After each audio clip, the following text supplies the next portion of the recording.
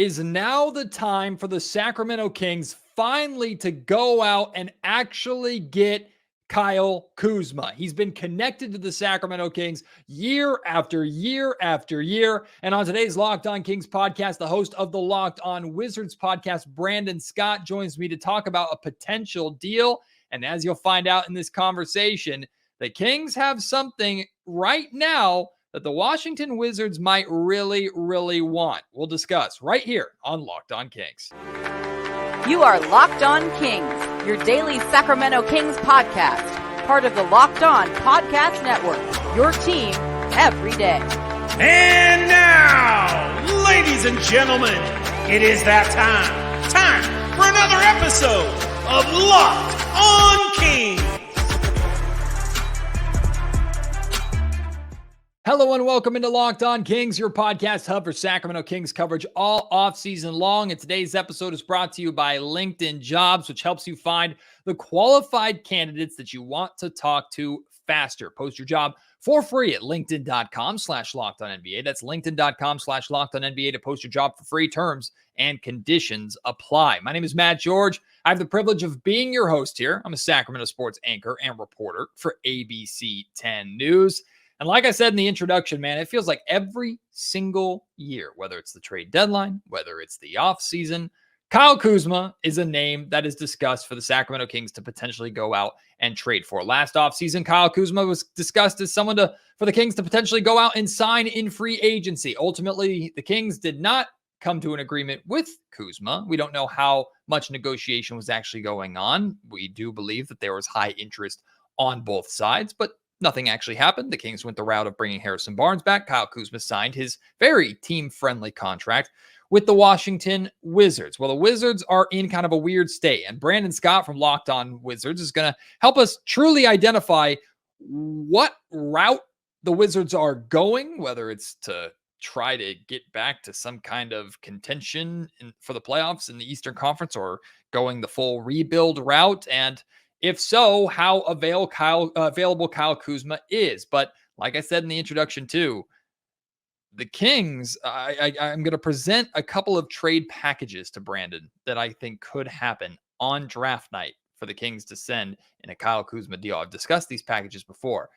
Brandon's reaction is pretty encouraging if you like the idea of the Kings going out and getting Kuzma, which makes a lot of sense for both sides. So please enjoy my conversation with the host of the Locked On Wizards podcast, Brandon Scott.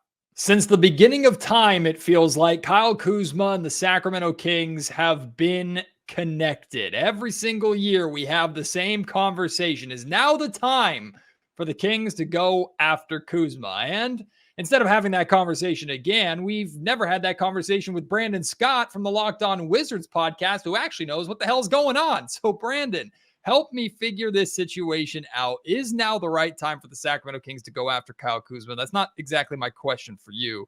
My question to you is, what's going on in Wizard land? And specifically, what direction are the Washington Wizards going in a direction of trying to win and hold on to Kuzma, or maybe moving towards a rebuild and moving on from Kuzma? Oh, no, we're definitely in a rebuild. I mean, this next season would be officially the second, year two of a rebuild. So right now it's about player development. If you look at the new front office, Michael Winger, Will Dawkins, and Travis Schlenk, you have a front office who has a track record of development, winning through the draft, hitting through the draft. Because officially we hit the reset button with, trading Bradley Beal to Phoenix, KP to the Boston Celtics, which is working well for Boston, right? But, so we're definitely in a rebuild. So looking at Kyle Kuzma, me personally, I think that the biggest reason why he was retained in Washington was his asking price wasn't met in the offseason. So he got a team-friendly deal, and, he's provided, leadership here. So, but kind of getting back to the point, yeah, I mean, we're definitely in a rebuild right now. The biggest thing right now is we're kind of looking at the OKC model, which Will Dawkins is formerly from the OKC Thunder. So, player development, accumulating as many picks as you can and many young talents as you can. So we'll start here. Gut feeling. Is Kyle Kuzma a Washington Wizard come the start of training camp in your feeling? Oh, man, I'm about 50-50. And the reason for that is, to me, I like Kyle Kuzma. I made it known on my channel many times. I think that, it's been really cool watching him become that complete player in DC, and they gave him a lot of autonomy as far as his play style. Number one option, kind of a co-option with Jordan Poole, but a lot of autonomy with his play style. So, I mean, good leader, did a lot on and off the court, but saying that, looking at his contract, very team-friendly contract, but Yes. It worked both sides. It's team-friendly for the Wizards where it doesn't weigh the Wizards down long-term, and it's team-friendly for other teams who, want to trade for him where you don't necessarily have to break the bank to acquire him. You know what I mean? To add him to a team like the Sacramento Kings where they need that one guy to kind of push him over the top. Yeah, it's interesting because I'm, from my perspective, trying to figure out like the direction of the Wizards, and I thought what you said I thought was the case, so it's glad to be confirmed. Like, it seems like the Wizards are in a rebuild phase, so you wonder how long do you hold on to a player like Kuzma or a player like Jordan Poole, who have more, I guess, win now potential and kind of a rebuild organization. So I'm glad to know that at least my understanding of where the Wizards are from the Sacramento perspective is at least somewhat accurate or somewhat on par. That being said, Brandon, I think about the Kyle Kuzma situation. I think, okay, it doesn't seem like there's a desperation in Washington to move on from him. So it's not like the Wizards can be taken advantage of in trade package situations. At the same time, though, we have these reports that the Wizards were asking for multiple firsts at the trade deadline. Obviously, they didn't get that, so no deal got done. Now the price seems to be going down to just one first-round pick. Again, gut feeling, your senses on it. Do you think the Wizards would be willing to move on from Kuzma if the package they're getting back is salary match and just one first-round pick? I mean, good question. That's kind of why I said 50-50, because he is a very tradable commodity, but also the front office and the organization loves him. So, if you look at, he almost got traded to the Dallas Mavericks, and the biggest hiccup was they asked him if he wanted to go. He didn't, he famously said he didn't believe that, he didn't like what they had going on, which I think he kind of wishes he would have. Yeah, I know, right? but I think that, the asking price, I wasn't a big fan of the 2 first-round picks. Now, Dallas to me was the best case scenario to get 2 first rounders. And the reason the Wizards didn't say yes, because they didn't want a bad contract in Grant Williams. But to me, if you want to hit 2 first rounders, you're going to have to take a bad contract, which is not a bad thing for a team like the Wizards, because again, you're going into year 2 of a rebuild. So taking on a bad contract for a first rounder, it's not a bad deal in my opinion. But so the asking price, realistically, because I've been famous, a lot of people got on me on my channel, but I don't believe he's going to get 2 first rounders. And if he does, they're not going to be lottery picks. They're going to be in the later half of the first round. So best case scenario really is going to be a first rounder and probably a young player in return. Well, perfect, because we'll dive a little bit later on into what some trade packages for the Kings could look like, because I think there's 2 routes that the Kings could go in a trade with Washington, and I'm curious which side you'd prefer. But we'll get into that a little bit later on in the conversation. But let's say you're on the phone right now with the Kings, you're working for the Wizards organization, you're still trying to get those 2 first rounders, or you're trying to make the Kings feel like, hey, Kuzma's the guy you're missing. What would you sell the Kings on? This is what Kuzma brings to you. This is how Kuzma can help get the Kings back into the playoffs and maybe even help them reach a contendership status. Being a third or fourth option, which with a team like the Kings, where, if you have those bad nights from your star player, you have a guy, Kyle Kuzma, who is a shoo-in to get 20 points a night. Mm-hmm. So I think that he's kind of a safety valve for a contending team where, if your stars, if you're 1 or 2 options have a bad night, Kyle Kuzma has shown that he can shoulder the load. Now, obviously, going from Washington, where he's the number 1 option, where, he shoots the ball and where efficiency has been an issue, but he shoots the ball a lot. When he goes to a team like the Kings or a contender, obviously the usage rate is going to go down, but he's shown that he can shoulder the load. So I think that's the biggest thing, that he has that championship DNA, winning the championship, whether, hate or love it in 2020, but, he carries that championship DNA just like Jordan Poole, where, he knows the little things that get it done as far as winning the championship. So I think, from a leadership standpoint, from the standpoint of him just being a consistent threat as a scorer, he can utilize the size, with a 6'10" frame, he can attack the basket. And with that, usually clap the defenses and utilize shooters on the outside. So,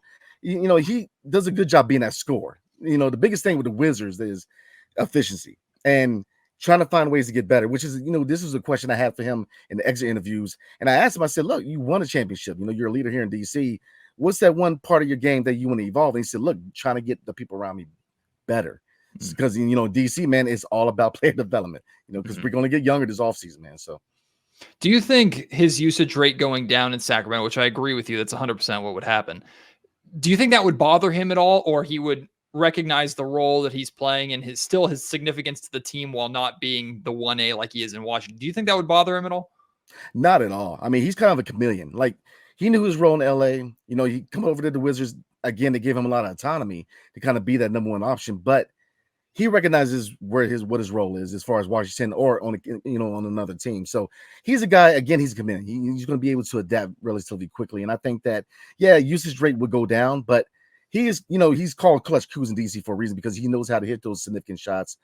So I think that he would do well in a contender. I don't think that would be an issue. Like I said at the top of the show, today's episode of the Locked On Kings podcast is brought to you by LinkedIn Jobs. When you're hiring for your small business, you want to find quality professionals that are the right fit for your role. That's why you have to check out LinkedIn Jobs. LinkedIn Jobs has the tools to help you find the right professionals for your team faster and for free. LinkedIn Jobs isn't just another job board that everybody can see and apply for. LinkedIn has a vast network of more than 1 billion professionals, which makes it the best place to hire. It gives you access to professionals that you truly can't find anywhere else. And LinkedIn does all that while making the process easy and intuitive. Hiring is easy when you have so many quality candidates. So easy, in fact, that 86% of small businesses get a qualified candidate within just 24 hours. LinkedIn knows that small businesses, you're wearing a lot of hats, right? You might not have the time or the resources to go through the full hiring process. LinkedIn is constantly finding ways to make that process easier. They even have just launched a feature that helps you write job descriptions, making the process even easier and quicker too. 2.5 million small businesses use LinkedIn for hiring. So you can post your job for free at linkedin.com/LockedOnNBA. Again, that's linkedin.com/LockedOnNBA to post your job for free. Terms and conditions apply. All right, so let's talk about some potential Kings and Wizards moves for Kuzma. And both of these, I have kind of two different moves that I'm going to throw at you one at a time and get kind of your feel on it and what you think on it. Both of them are happening on draft night, right? To send number 13 to Washington as part of the deal. Now, Washington's obviously picking second? So Washington already has a fantastic pick. Now you move back into the lottery again at 13. 13 is not the most exciting pick in the world, but some big names like Donovan Mitchell and Kobe Bryant was picked at 13. So it's not a horrible spot to be, but in this draft, it's probably not the highest of expectations to get a big player, but you get 2 lottery picks in the same draft. That's the pick situation. And then there's 2 routes that you can go to make salary work. One is the route of a package centered around, I would say, the Wizards pick in either Kevin Huerter or Harrison Barnes. Harrison makes slightly more money, is slightly older. Kevin Huerter, better shooter, younger, slightly less money, both on pretty team-friendly contracts. And maybe a Davion Mitchell or like a sprinkle in of filler talent like a Chris Duarte or something like that on top of that, potentially, and 13. That's the first route. I'll give you the second route later. But when I say that, does it spark your interest at all? Absolutely. Because I believe Harrison Barnes is on an expiring contract next year, right? I think he's got 2 years left. 2 more years. On okay. His deal. He just signed. I'm going to double check and make sure, because he just signed with the Sacramento Kings last offseason. Yeah, 3-year deal, $54 million. So he's got 2 years left, 18 and 19 million. Okay. Look, with Davion Mitchell, absolutely. Because to me, here's the thing about 13. I like 13. And the reason for that is I get a lot of experts alone in this draft, because you're not going to find somebody in this draft who's going to contribute right away and be that starter. But for a team like the Wizards, man, this is perfect because it's a developmental draft. There are all-stars in this draft. Don't get it twisted. It's all about development, right system, right environment, the right coaching. And these guys can be developed into all-stars because, Alex Sarr, I'm not getting into the names, but so 13, I'm very intrigued because I definitely believe we need to trade back into the lottery. 13 is perfect. I looked at 15 Miami. My Memphis was number 9, number 5 Detroit, because Kyle Kuzma was linked to Flint, Michigan. So, I think there's a lot of options for us to move back in. So 13 would be perfect. Harrison Barnes is intriguing, but Kevin Huerter, man, University of Maryland guy, man, I got to bring him home, man. So Huerter and Davion Mitchell and the 13th pick, absolutely. So the other deal that I was mentioning, Brandon, is a completely different route altogether. It's less about more of a package built around a win or a better talent or more ready talent like a Kevin Huerter and filler, and more based around expiring deals. Now, I'm not exactly sure what the names are. The Kings don't have too many expiring deals on their upcoming payroll, but I'm curious if the Wizards would prefer this route more to a player like Kevin Huerter, who still has multiple years left on his deal, or Harrison Barnes, who still has multiple years left on his deal. The idea is still 13 for Kuzma and probably a combination of a Trey Lyles, Chris Duarte, and I think probably one more player would need to be thrown in there, maybe even Davion Mitchell again to get the deal done. So it's less of a big name talent and more expiring contracts to where the Wizards could potentially get 2 first-round picks this year and then be freed of all this money if these players don't work out or they're not interested in bringing these players back coming next summer. Where's that in the intriguing list to you? Knowing this front office and knowing the direction they're trying to go, expiring deals, I think, would not be an issue. I think that getting 13, because like I said, I definitely think they needed to trade back into the lottery. Because, like we were talking about earlier, a lot of people don't like the draft, but for the Wizards, this is the perfect draft because you can find talent that can be developed. They have the atmosphere for development here. Today was the press conference for our new head coach, Brian Keefe, who, if you look at the OKC Thunder with Kevin Durant, he was catamount that with their development. So he is a development guy. His scouting, and we have a new revamped scouting department. So we have the capabilities to not only scout but to develop young talent. So I think that would be perfect. 13, but expiring deals, I think they would definitely take that, man. So which route would you probably go? You're general manager. Do you go for like a Kevin Huerter-esque package or an expiring deals-esque package? What just pings your interest a little bit more from your Wizards perspective? Man, from my perspective and knowing the front office, man, I would go with the expiring deals because I know that right now they don't want to be tied down to a deal. We got Jordan Poole, and right now Jordan Poole is kind of a significant case, right? Because while he could very well be part of the future, we still have to boost his value if we get to a point where we can move him. And right now, with the struggles last year, that's going to be hard right now. So I know they're hesitant to bring on any more money, man. So I would definitely think 13 and expiring deals would definitely get it done. Makes perfect sense to me. Now, the next question that comes into my mind is there do you think there would be any hesitancy from the Washington Wizards in this scenario to where they think, hey, maybe we can do better than that or get more from that from Kuzma? So we're going to be patient because, again, if this trade is happening, it's happening on draft night. Maybe they feel after draft night or later on in the draft or something, they can get a better deal for Kuzma. Or do you think if this offer was made by Sacramento, the Wizards would be pretty quick to accept? I would think they would listen. Now, obviously, there are, other picks in this draft where there's teams that are looking to win now. You know what I mean? So, I already mentioned it, Memphis, with y'all coming back, they need a win now mode. So, and even Detroit, a lot of people don't talk about Detroit, man, because, they were worse than we are. And that says a lot. But, they are a team where with Kate Cunningham, they got to show some progress relatively quickly, man, because eventually he's going to want a contract extension. And, he's going to, and right now, would he want to stay there long term? So they got to make a move, man. They got to make a move. And I think that Kyle Kuzma, with his connection to Flint, Michigan, with that being a hometown kind of thing, man, I think that could get it done. But so there's options for the Wizards. Now, I think they would definitely listen because, like you said, the Kings have always been mentioned for like the last 2 years of being a destination. And here's the thing, if we didn't make that move, sending Russell Westbrook to the Lakers, he was very close to going to Sacramento. So 100%. So I think that there's definitely a fit there because you guys, I'm kind of admiring from afar, man. I watched the Kings when they came into Capital One, man, and you guys got a nice young team, man. And I think a Kyle Kuzma would kind of send you over the top because you got your work cut out for you too, man. Because the Western Conference is a monster, man. But a nice young team that for some reason can't seem to beat the Wizards when they're supposed to, though. We've had a handful of seasons, Brandon, where Washington's either come into Sacramento or Sacramento's gone over to DC and has not been able to beat your squad. And one of the intriguing extra elements of Kyle Kuzma, I don't know how much you're aware of this. A majority or a large portion of Kuzma's 30-point games have come in Sacramento, not just against Sacramento, in Sacramento. I don't know what it is about the Golden One Center. I don't know what it is about playing the Kings. And the joke here is he's auditioning for the team over and over and over again. Hey, come out and get me. Kuzma balls out against Sacramento. So I'm tired of him doing it against them and hoping he can do it for him. I just don't know.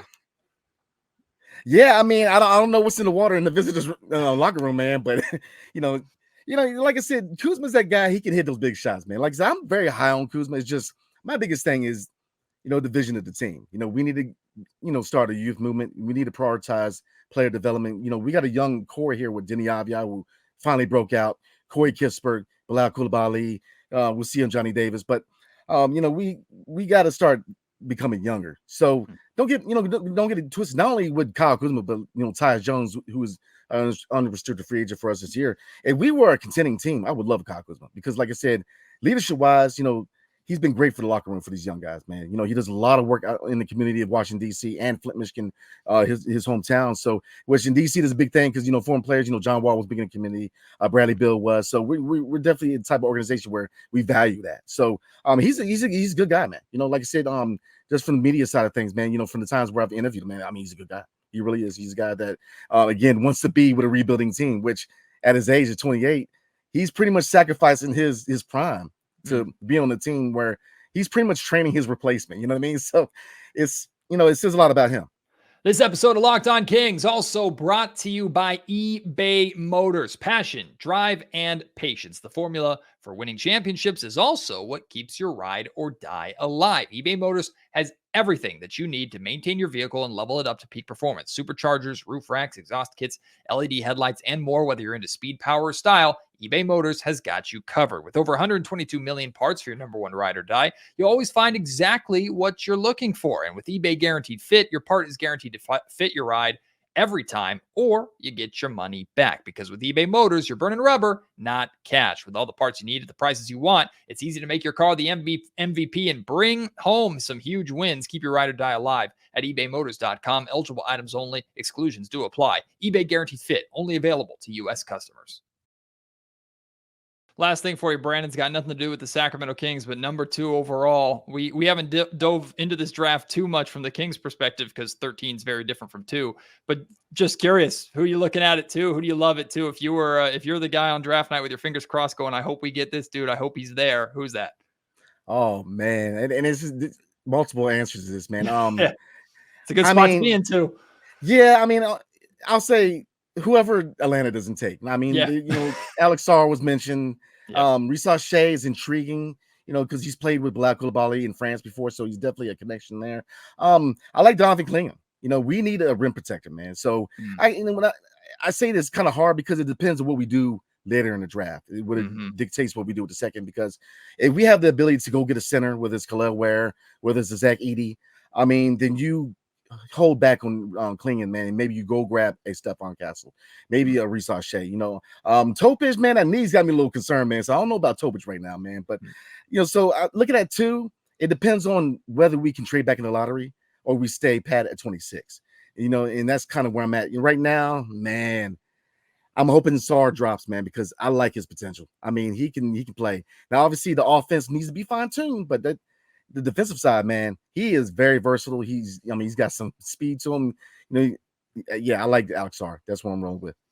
Well, if you're ever interested, audience, in the Wizards' perspective and anything building up to the draft, after the draft, free agency, if a trade goes down between the Kings and the Wizards, of course, Brandon has you covered on Locked On Wizards all year long. Brandon, I appreciate you taking the time, my man. If a trade goes down, we'll come together again and we'll talk about it and we'll break it down for both sides. But I appreciate you taking the time, my man, and we'll hopefully do it again. Yes, sir. Anytime, man. Shout out to Brandon. It was a pleasure here having him here on the Locked On Kings podcast. Now, I want to hear from you. Do you want the Kings to go out and get Kuzma? If so, are you okay with involving the 13th pick in this year's draft? If so, it sounds like, now, I know Brandon doesn't work for the Washington Wizards, so it's not like his word is law necessarily. He's just sharing his opinions and from being very well connected to the organization. But it sounds like there would be a lot of interest from Washington in 13, and that being the primary piece that they get back, plus with some expiring contracts, and finally send Kuzma to Sacramento. That is an upgrade available to Sacramento that makes a whole hell of a lot more sense than Brandon Ingram. So if you are in that boat, if you're for it or against it, tell me why. Let me know on Twitter at MattGeorgeSack. You can email me, mattgeorgesports@gmail.com. Or, of course, you can leave your thoughts in the YouTube comment section down below. Appreciate your support here, as always, on the Locked On Kings podcast. I'm looking forward to seeing and reading your comments about a potential Kuzma trade. I'll talk to you on the next episode. Until then, my name is Matt George. You've been listening to Locked On Kings, part of the Locked On Podcast Network.